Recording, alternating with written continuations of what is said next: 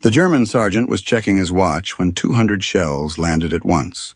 There was no warning, no distant rumble of guns, no whistle of incoming shells.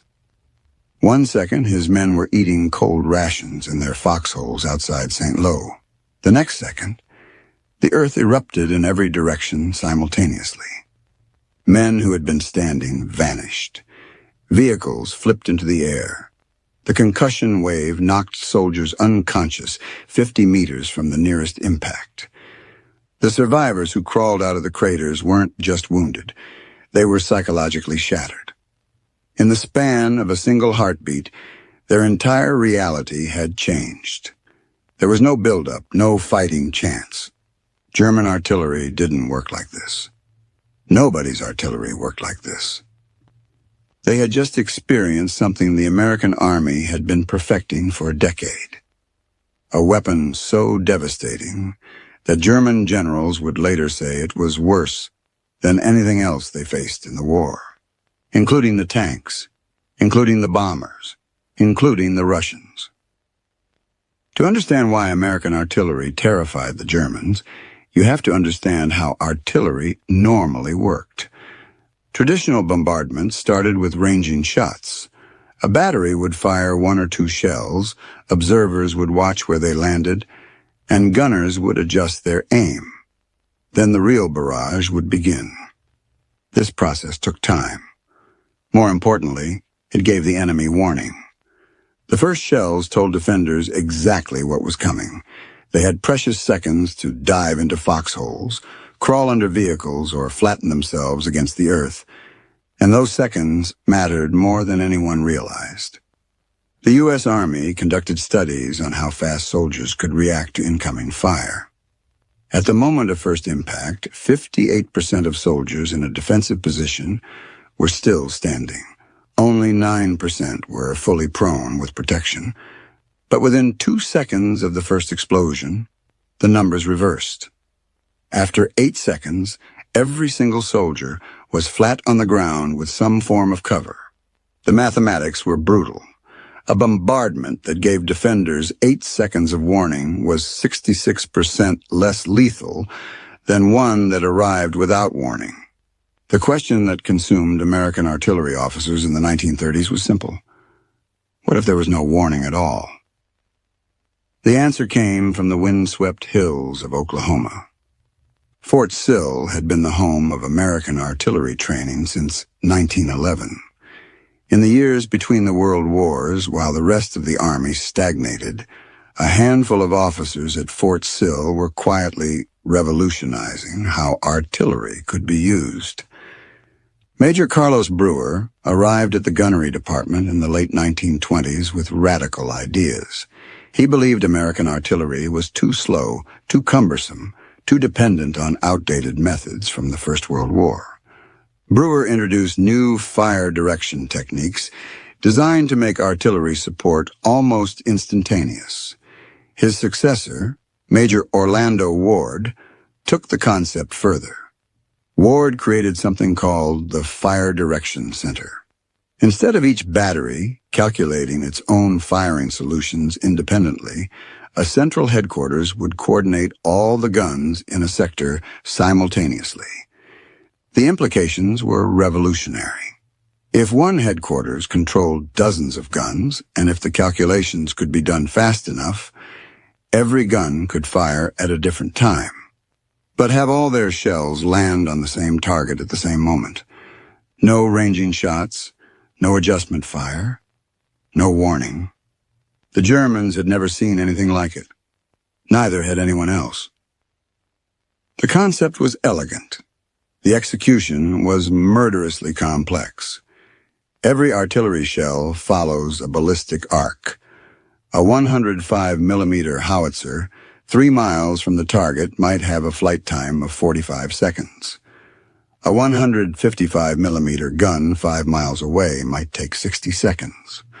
A distant 8-inch howitzer could take 90 seconds or more. Time on target, the soldiers called it TOT, required calculating the exact flight time from every gun position to the target. Then each battery would fire at precisely the right moment, so all shells arrived within a 3-second window. The countdown went out over radio. Fire direction centers broadcast the time hack to every battery in the sector. Gunners listened with stopwatches. At the designated moment, the distant heavy guns fired first. Seconds later, the medium batteries opened up. Finally, the closest guns added their shells to the converging storm. The target heard nothing until impact. For a German soldier, it was inexplicable. You hear a bird chirping, you hear the wind, and then, in a fraction of a second, everything explodes at once. American officers quickly learned the psychological effect was as devastating as the physical destruction. German prisoners consistently reported the same thing. The silence before a TOT barrage was the most terrifying part. The Germans could do the math. Any competent artilleryman understood ballistic calculations. What they couldn't match was the speed. Under the German system, an attack from an unexpected direction could expect to be free from accurate artillery fire for 10 to 12 minutes. That was how long it took German batteries to receive targeting information, calculate firing solutions, and adjust their guns. American artillery could respond in under 3 minutes. The difference came from technology and doctrine working together. General Jacob Devers, a pioneer of armored warfare, had studied the FM radios that Connecticut State Police used in their patrol cars. He convinced the Army to develop FM vehicle radios for forward observers. The result was clear communication from the front lines to the fire direction centers, even while units were moving. German forward observers had to rely on telephone lines that were constantly being cut by shell fire. American observers rode with the infantry, calling in coordinates by radio in real time. By 1944, an American infantry company under attack could have artillery support within 3 minutes of the first shot. The Germans needed 12 minutes for the same response. Those 9 extra minutes cost thousands of German lives. The gap between American and German artillery wasn't just about tactics. It was a clash between 2 different centuries. While American batteries hummed with the sound of diesel engines and radios, the German artillery columns still clattered with the sound of horses' hooves. They were fighting a modern war with Napoleonic logistics. Worse, German forces were using captured equipment from every nation they had conquered. General Hans Eberbach, commanding 5th Panzer Army in Normandy, wrote that his artillery included guns from every major power in Europe. French 75s, Czech howitzers, Polish field guns, Soviet pieces captured on the Eastern Front. Each gun required different ammunition, different firing tables, different maintenance procedures. The logistics were a nightmare. Some batteries couldn't fire at all because the correct shells hadn't arrived. The Americans, by contrast, fielded a standardized family of guns with abundant ammunition and pre-computed firing solutions for every situation. At Normandy, the British alone had 6 times as many guns as Eberbach could deploy. The Americans had even more. German officers understood they were outgunned.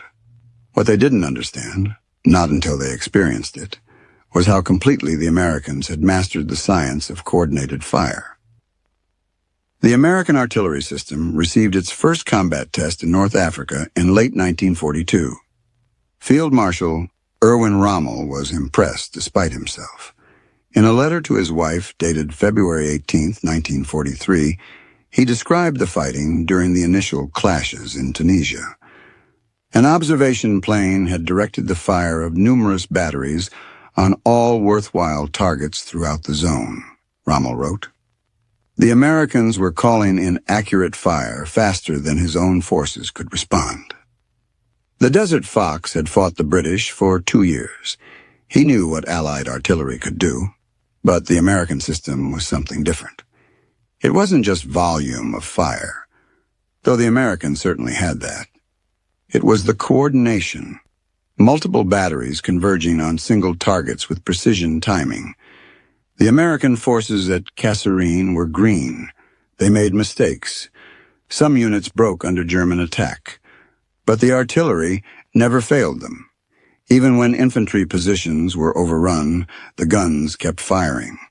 German advances stalled under curtains of steel that seemed to appear from nowhere. Rommel's veterans noticed. They started respecting American artillery long before they respected American infantry. By June 1944, the American artillery system had been refined into a killing machine. The Normandy hedgerows should have been a defensive paradise for the Germans. Each field was surrounded by earthen berms topped with dense vegetation. Perfect cover for defenders, perfect death traps for attackers. American infantry struggled in the bocage. Tanks couldn't break through the hedgerows. Progress was measured in yards per day, paid for in blood. But the artillery never stopped learning. Forward observers developed techniques for calling fire onto positions they couldn't directly see. Spotter planes circled overhead, directing batteries onto German concentrations. At Hill 192 outside St. Lo, the 2nd Infantry Division faced entrenched German defenders who had repulsed every attack. The division artillery commander tried something new. He coordinated 20 separate TOT missions in a single night. Every few hours, German positions that seemed safe erupted in simultaneous explosions. The defenders couldn't sleep. They couldn't resupply. They couldn't rotate their exhausted men to rear positions because the rear positions were getting hit too. By morning, German resistance had crumbled. The psychological effect had been as important as the casualties. On July 25, 1944, the American Army demonstrated what happened when air power and artillery worked together in perfect coordination. Operation Cobra was designed to break the Normandy stalemate. General Omar Bradley wanted overwhelming force concentrated on a narrow front. The bombardment began at 9:38 in the morning. Over 1,500 heavy bombers dropped their loads on German positions west of St. Lo. Medium bombers followed, then fighter bombers. Finally, as the smoke cleared, the artillery took over to pin down any survivors. More than 1,100 guns opened fire. Over 140,000 shells had been allocated for 7th Corps alone. The Germans holding that sector ceased to exist as a fighting force. General Fritz Bayerlein commanded the elite Panzerlehr Division, one of the best armored units in the German army. His men were veterans of the Eastern Front. They had survived Soviet artillery barrages and British bombing raids. Nothing had prepared them for this. Bayerlein's after-action report described the combined devastation of the air power and artillery in language that shocked even hardened staff officers. The bomb carpets rolled toward them, most passing only a few yards away, he wrote. A pall of dust rose with fountains of earth spewing high in the air. The whole area looked like a moonscape. Everything was burned and destroyed. His tanks were overturned. His communication lines were severed. His command posts were demolished. But the physical destruction wasn't what broke his men. It was the helplessness. The survivors behaved like lunatics, Bayerlein reported. They were found shaking uncontrollably, unable to speak or hold a weapon. In my opinion, hell is not as bad as what we experienced. A German general who had fought across Europe for 5 years wasn't comparing the battle to the Russian front. He was comparing it to damnation. The Panzerlehr Division, the elite armored formation that had been expected to throw the Americans back into the sea, lost nearly half its combat strength in a single morning, and Operation Cobra was just the beginning. The German line didn't just bend at Cobra, it shattered. American armor poured through the gap. Within days, General Patton's Third Army was racing across France, covering distances that seemed impossible. German units trying to retreat found themselves under constant artillery harassment. American forward observers rode with the lead elements, calling in fire on any concentration of enemy troops or vehicles.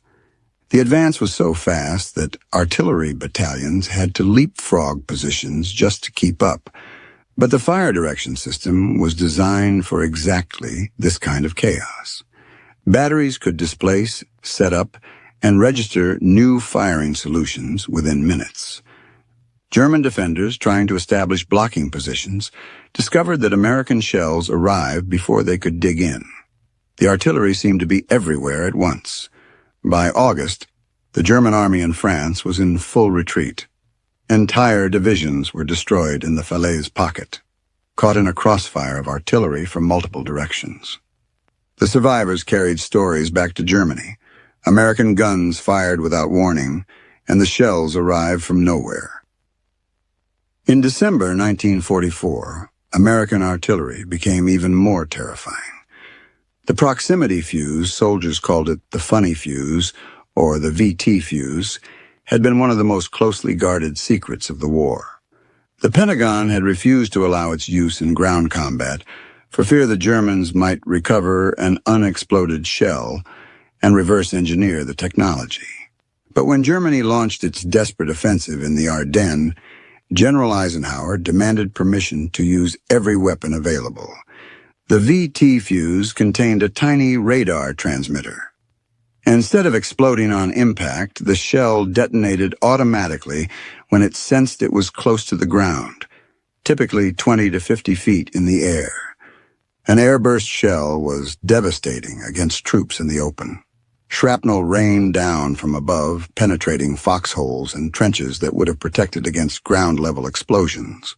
Combined with TOT tactics, the proximity fuse turned American artillery into something almost supernatural. German soldiers who thought they were safe in their fighting positions suddenly found death falling from the sky with no warning at all. The Battle of the Bulge became the ultimate test of American artillery. On December 16, 1944, over 200,000 German troops smashed into weakly held American positions in the Ardennes forest. The attack achieved complete surprise.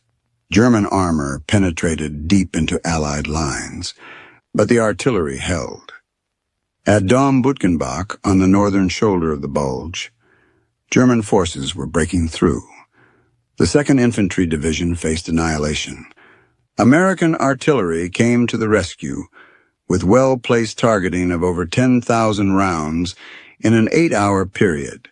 For the frozen, terrified American GIs huddling in their foxholes, that distant thunder wasn't just noise, it was the sound of salvation, the only thing standing between them and a massacre. The German advance stopped cold. On the northern shoulder, 4 American divisions coordinated their artillery under a single command.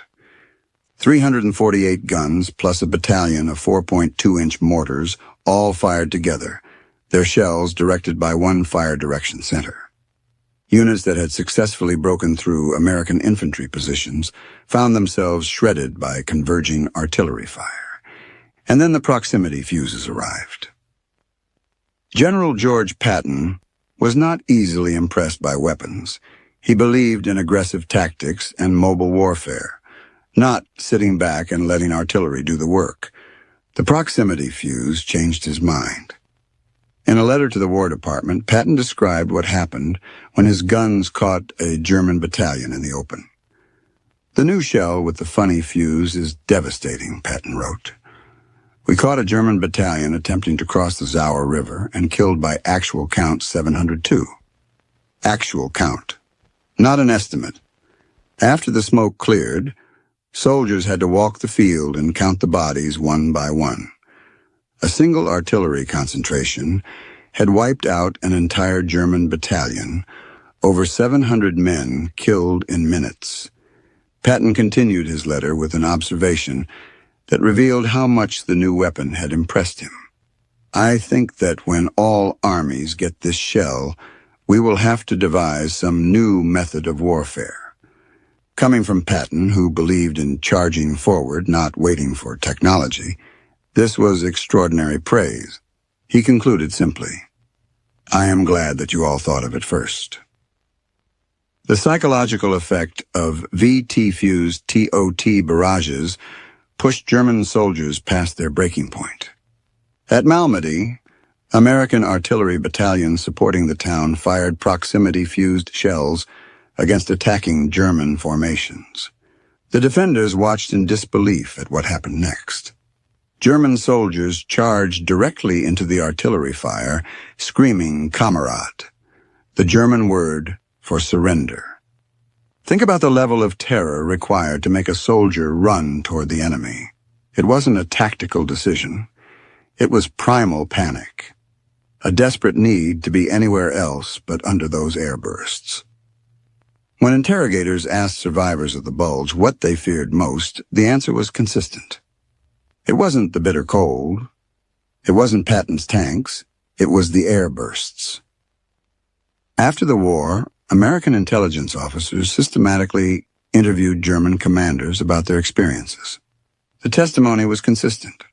German officers who had been critical of American infantry, calling them enthusiastic amateurs who relied too heavily on firepower, had nothing but respect for American artillery. The German perspective revealed something important. When German units came under attack, the British would return fire and maneuver to a better position. The Americans responded differently. Instead of maneuvering, they simply smothered the area with a punishing rain of steel. Once the barrage ended, they counterattacked before the Germans could even lift their heads. This pattern of immediate, overwhelming violence shattered German defensive doctrine. They were trained to absorb an initial assault and then counterattack. American artillery denied them the opportunity. One captured German officer summarized the difference. He noted that the British would fire, then pause to adjust.